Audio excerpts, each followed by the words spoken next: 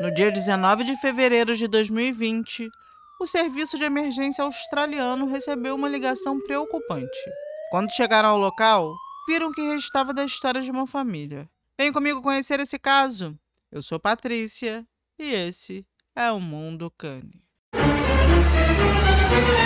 Hannah Clarke nasceu em 1988 na Austrália e era filha de Susannah e Lloyd Clarke. Ela tinha um irmão mais novo chamado Nat, de quem era super amiga. Hannah pode ser descrita como uma mulher atômica, bonita, cheia de energia, sempre sorridente e disposta a ajudar os outros. Ela desde nova demonstrou aptidão para os esportes e aos 16 anos, enquanto ainda estava no ensino médio, já era capitã do time de trampolim. A transição de atleta para professora veio com naturalidade e logo ela estava dando aulas num clube local. Quando terminou o ensino médio, foi contratada por esse mesmo clube e também dava aulas particulares para pessoas em trânsito na cidade. Ela era uma atleta que se dava bem em vários esportes, mas logo descobriria sua razão de viver numa modalidade chamada CrossFit. A combinação de força, agilidade e técnica atraiu Hannah como nenhum esporte antes. A vida dela ia muito bem. Por ser alegre e extrovertida, ela tinha muitos amigos, que cativava apenas sendo ela mesma, sem fazer nenhum esforço. Mas há um princípio da física que diz que uma força só pode ser parada por outra força em contrário. E essa força se chamava Rowan Baxter. Rowan Baxter nasceu em 1977 na Nova Zelândia. Seu início de vida foi um tanto quanto conturbado. Em algum momento de sua infância, seu pai foi preso por agredir intimamente suas outras filhas, irmãs de Rowan. E desde pequeno o garoto dava sinais de que algo não ia bem.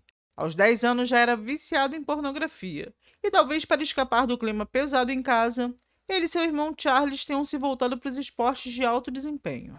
Durante boa parte da infância e juventude, Rowan jogou rugby.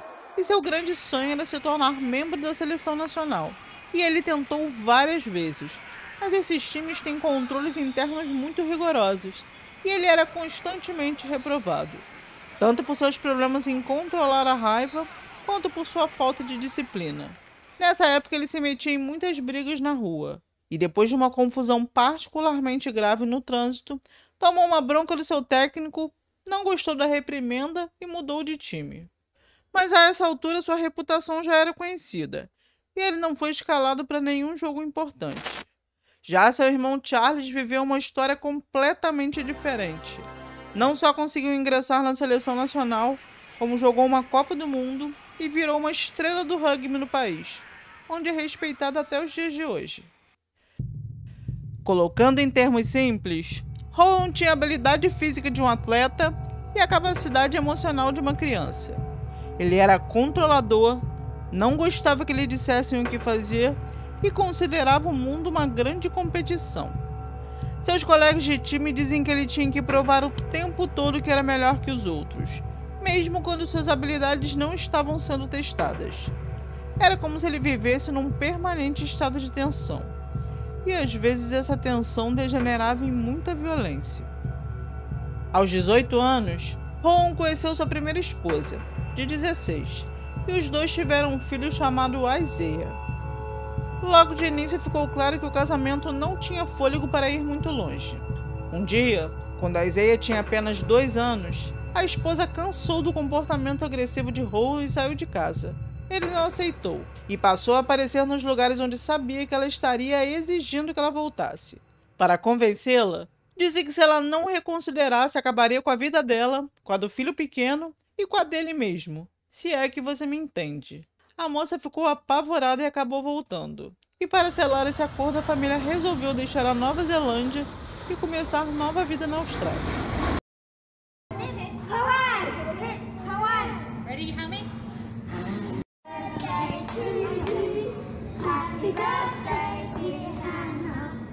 A vida de Hannah estava indo muito bem. Aos 20 anos, ela estava apenas começando. Apesar de ter parado de estudar, ainda trabalhava no mesmo local do ensino médio, onde era uma instrutora muito requisitada. E um de seus alunos era um menino chamado Isaiah. Com o passar das aulas, ela conheceu o pai de Isaiah, um homem chamado Rowan Baxter, de 31 anos. Os dois passaram a conversar com frequência. Rowan disse para Hannah que estava separado de sua esposa e que só vivia na mesma casa por causa do filho pequeno.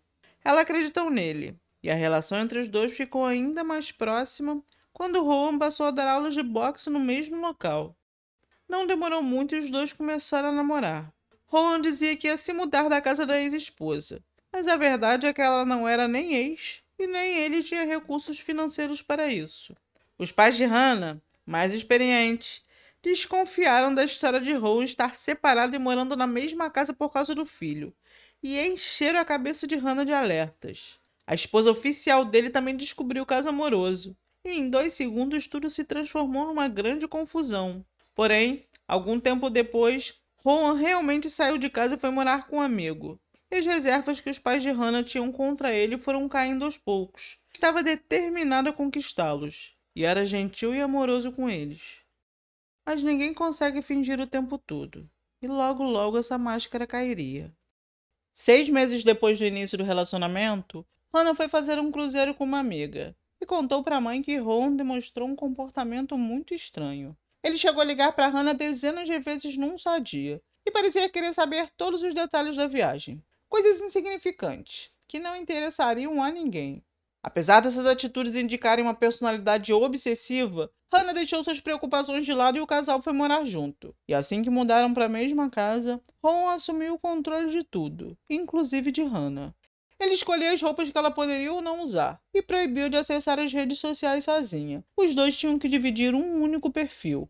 Em 2012, com Hannah grávida de 14 semanas, os dois se casaram numa cerimônia religiosa. E embora a festa tivesse sido inteiramente paga pelos pais da moça, Rowan teve um ataque de fúria, porque achou que o casal ganhou menos presentes do que merecia.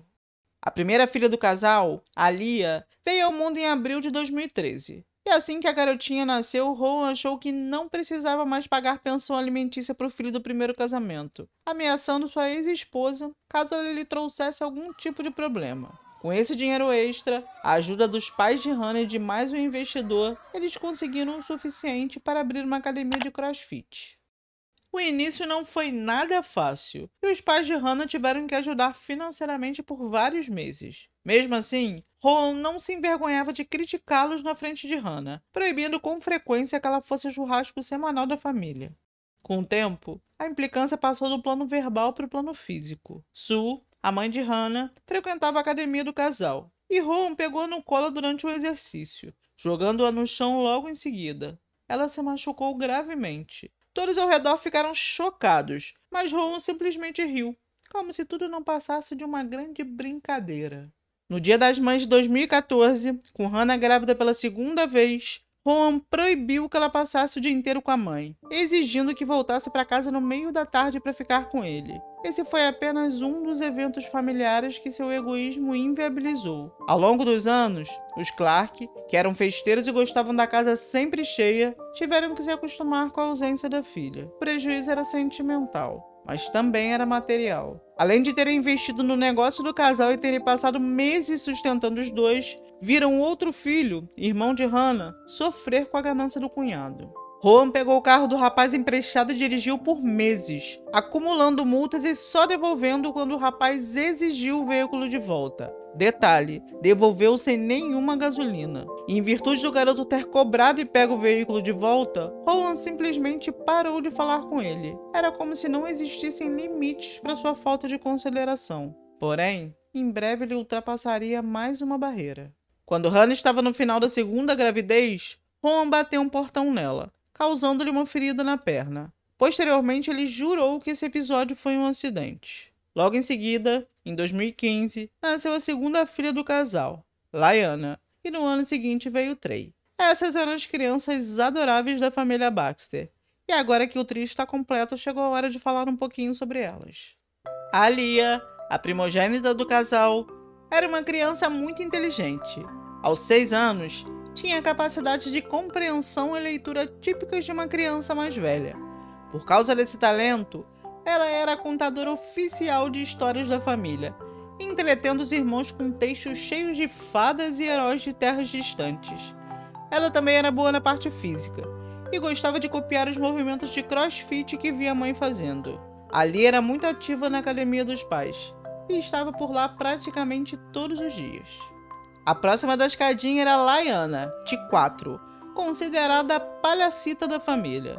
Ela era boa em fazer os irmãos rirem com suas imitações de personagens famosos e também de figura que todos conheciam, como professores da escola. Ela era a mais extrovertida dos 3 e também a que tinha uma sensibilidade maior quando se tratava de Rowan. Quando ele estava irritado ou mal-humorado, ela entendia isso, ficava junto com ele e de certo modo conseguia apaziguá-lo. Já Trey, de 3 anos, era o mais novo e o mais protegido, e também o mais agarrado com a mãe. Dos irmãos, ele era o que tinha maior talento para esporte, e já praticava crossfit e futebol americano. Quem o conhecia tinha certeza de que ele cresceria para se tornar um atleta competente. Isso se não mudasse de ideia e encontrasse novos interesses, como crianças sempre fazem. Mas essas crianças não teriam oportunidade de crescer, tampouco de descobrir coisas novas. Após o nascimento dos filhos, a relação entre o casal seguia numa espiral descendente. Rowan trabalhava apenas 3 dias na semana no negócio da família, e o resto do tempo usava para descansar. Todo o trabalho pesado ficava com Hannah, que dava aulas todos os dias e ainda tinha que limpar a casa e cuidar dos filhos sem nenhum tipo de ajuda. Rowan criticava a limpeza da casa constantemente, e ainda passava dias sem falar com ela se ela se recusasse a fazer sexo com ele. Como ele se recusava a trabalhar mais do que achava apropriado, as contas foram se acumulando, e ele mandou que ela arrumasse mais um emprego, o que ela fez, indo trabalhar numa loja de sapatos. Mas esse esforço de Hannah não salvou a vida financeira do casal, que continuava péssima.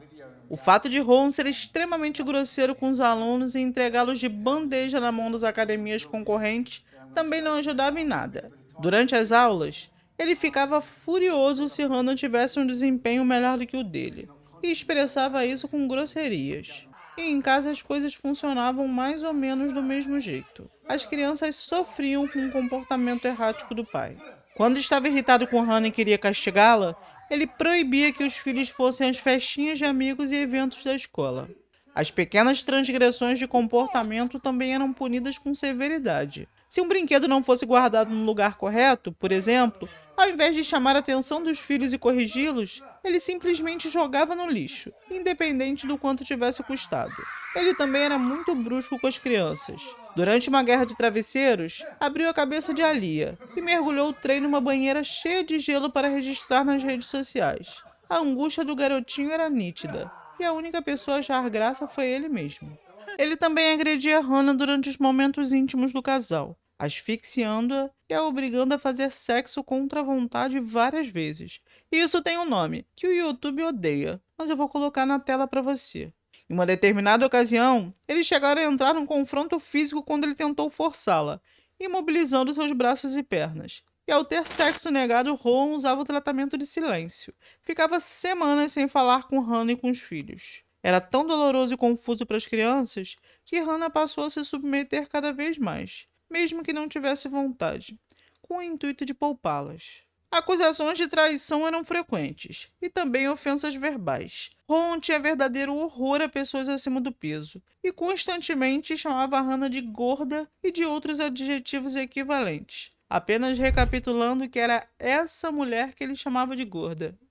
A situação era muito ruim, mas em breve tudo mudaria, para pior. Em novembro, Hannah e um outro membro da academia passaram no teste para competir no evento de CrossFit. Rowan também fez o teste, mas foi reprovado. Hannah chamou mais um amigo para formar uma equipe e poder se apresentar no dia do evento, 8 de novembro. Ela deu uma aula pela manhã e quando chegou em casa para se arrumar, Rowan tinha desligado o telefone e sumido com as crianças. Ela ficou desesperada e começou a passar muito mal. Foi só depois de horas que Rowan mandou uma mensagem de texto e deixou claro que estava muito zangado por ela ter pensado em participar da competição sem ele. Posteriormente, ele voltou para casa com as crianças, mas aquele dia já estava estragado. Pouco depois, Rowan foi parado pela polícia por estar com a licença do carro vencida. As câmeras corporais mostram um pouco de como era sua personalidade. Eu não vou colocar o vídeo inteiro aqui porque ficaria cansativo, mas esse é o pedaço onde ele praticamente surta. Coloca toda a culpa em Hannah pela documentação vencida. Com todo esse abuso acontecendo, Hannah já não via mais possibilidade de salvar o casamento. A gota d'água foi quando, em uma discussão, Rowan apertou seu braço e deixou marcas vermelhas. Ela disse para uma amiga que não aguentava mais. E para reforçar sua decisão, Uma noite ela acordou com Rowan vasculhando seu telefone no meio da madrugada, e quando perguntou o que estava acontecendo, ele jogou o aparelho com toda a força na parede. Ela também acreditava que estava sendo rastreada, pois ele monitorava suas mensagens e ligações. Rowan a acusava frequentemente de traí-lo, pois o mundo dele era cheio de paranoias e suspeitas. Ela tinha que ir embora, mas não ia ser nada fácil.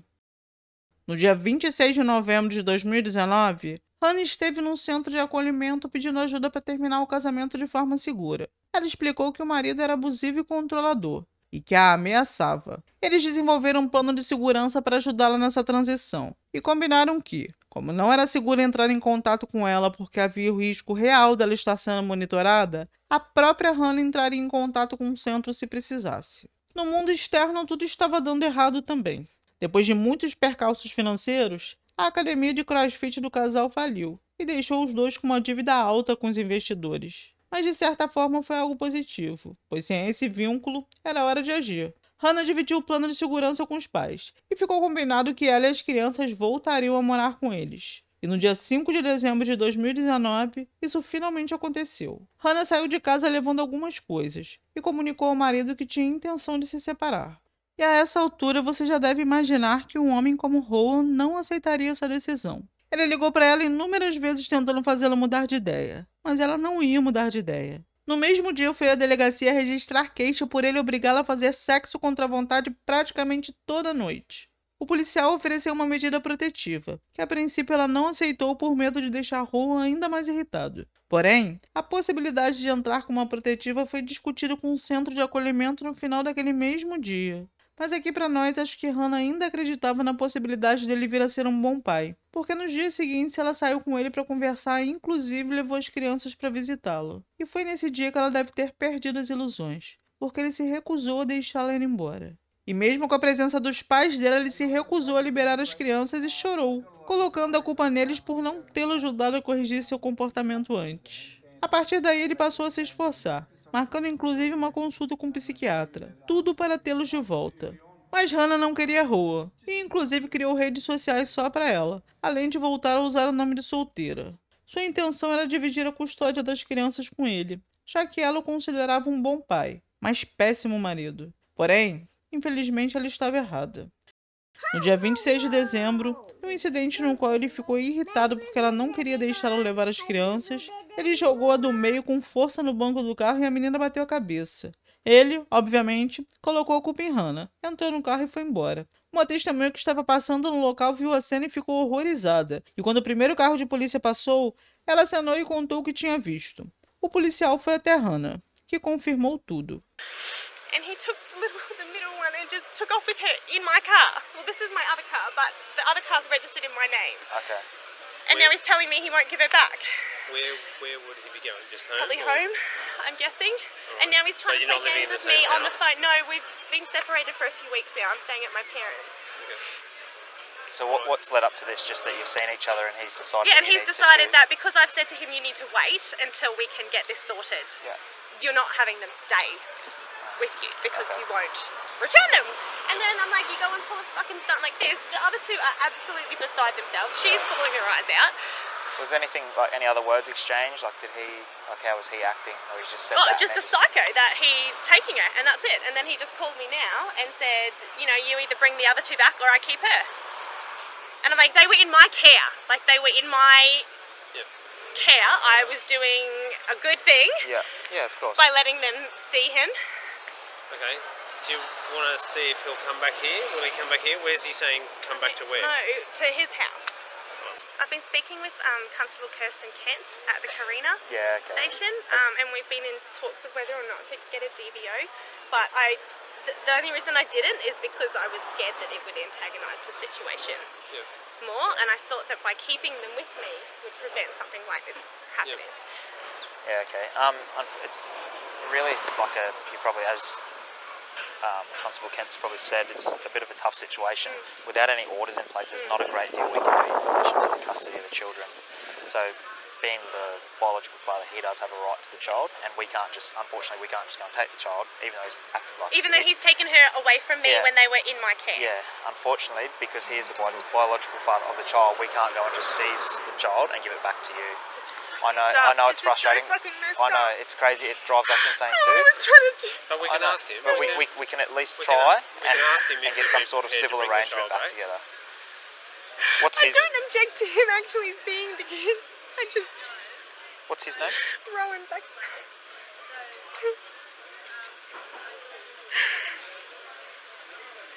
Because he does this, he's fine for 1 minute, and then the next minute.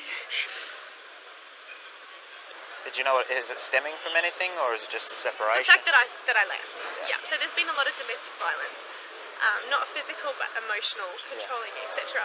for a long time, and it just got too much. I just couldn't do it anymore. Yeah. So I took the kids and we left. I've never had an issue with him having the kids, but he can't keep an agreement, and that's why I know. Obviously, we're speaking with Kirsten that unless there's an actual legally binding agreement, there is nothing that can be done.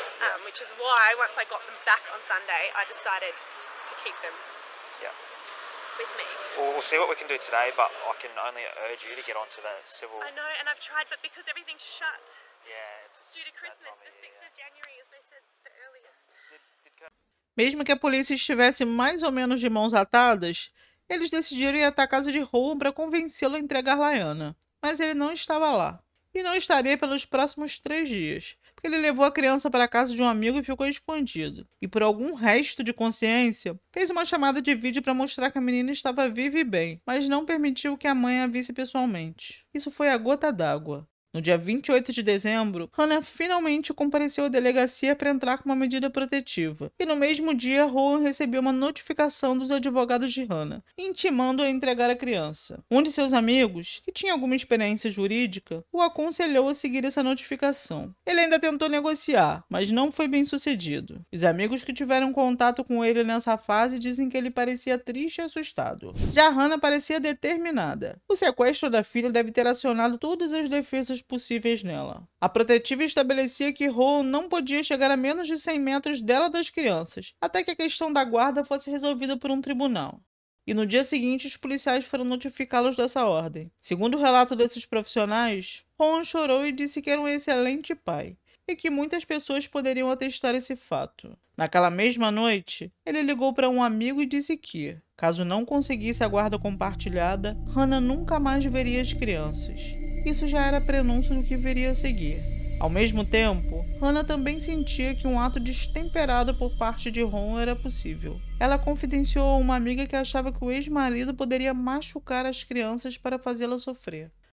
A primeira audiência foi no dia 8 de janeiro. Rowan contestou a acusação de violência doméstica e uma espécie de acordo parental foi negociado. A medida protetiva foi mantida, mas alguns dias depois Hannah pediu um endurecimento das condições, ou seja, a ordem de afastamento ficou ainda mais estrita. No mês de janeiro, o casal ficou praticamente imerso nas negociações entre advogados e mediadores, e um acordo surgiu. Rowan concordou com a divisão de custódia, mas pediu modificações, que foram feitas em parte. O acordo não previa uma divisão exata de 50%, até porque crianças não são objetos que se possa dividir ao meio. Elas têm escola, amigos, atividades extracurriculares. É normal que isso não funcione com exatidão. Mas Rowan estava disposto a tornar as coisas difíceis para Hannah, não importando que as coisas ficassem difíceis para os próprios filhos. As crianças entendiam que algo estranho estava acontecendo e passaram a não querer mais ir para a casa do pai. A Lia foi a que mais sofreu. Ela ligava para a mãe chorando por não se sentir segura, já que passou a sentir medo do pai. E com o tempo a situação só se agravou. E uma das vezes que Rowan foi entregar as crianças, ele se desentendeu com Hannah e machucou o braço dela. E no dia 31, ele foi chamado à delegacia para falar sobre essa agressão. Falar não é bem a palavra correta, porque ele se recusou a testemunhar. Everyone's got the right to speak to their solicitor, which he's done. And if you don't want to interview, I won't question him, obviously. And then, I'll advise him of what we're going to do. Mas esse vídeo é muito emblemático, porque apesar de tentar manter uma aparência tranquila, dá para perceber que ele estava tomado pela fúria. E muito em breve essa fúria viria à tona. No dia 6 de fevereiro, os advogados de Hannah avisaram que, devido ao episódio de agressão, ela não concordaria mais com o plano de custódia e deixaria a corte dar a palavra final sobre o assunto. Até que isso acontecesse, pai e filho se encontrariam apenas por chamada de vídeo.